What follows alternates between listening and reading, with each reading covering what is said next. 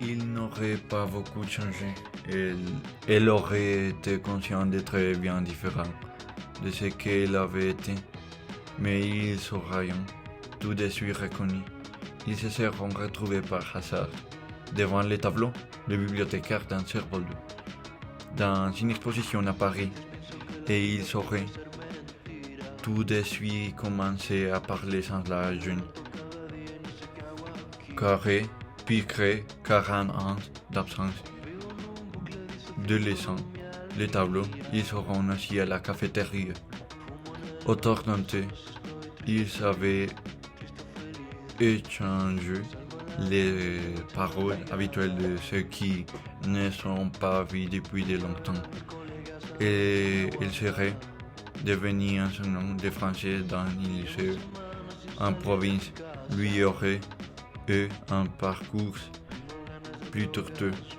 D'abord, il aurait été enseignant dans la coopération, puis au retour en France, il aurait bifurqué vers un poste dans un centre documentaire. Il se serait marié, aurait eu des enfants. Lui n'aurait goûté au charme de la vie conjugale que peu de temps. Il n'aura beaucoup seul.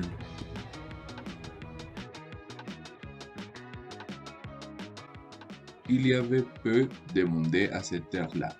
Le soleil d'hiver aurait baigné la salle.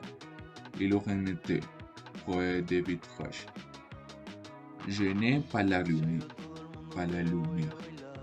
il aurait posé ses mains, les mains sur son front.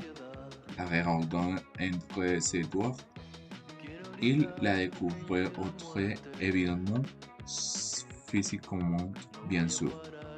Les années étant passées et auraient transformé la jeune fille blessée en femme mûre. Son comportement aurait changé aussi. Elle semblait être plus sûre d'elle, moins timide. Toutefois, sa voix était restée la même et son regard à la fois hardi et enfourché lui aurait rappelé ou l'heure de moine qui l'avait tant séduit autrefois. C'est seulement après ses propres ordinaires que les souvenirs au vaillant commençaient à émerger.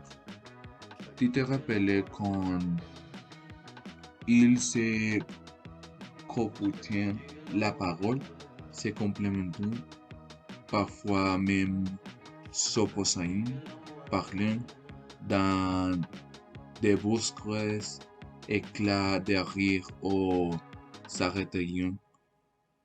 Le jeu dans les wagons, remontant les années jusqu'à ce qu'ils avaient vécu comme instant.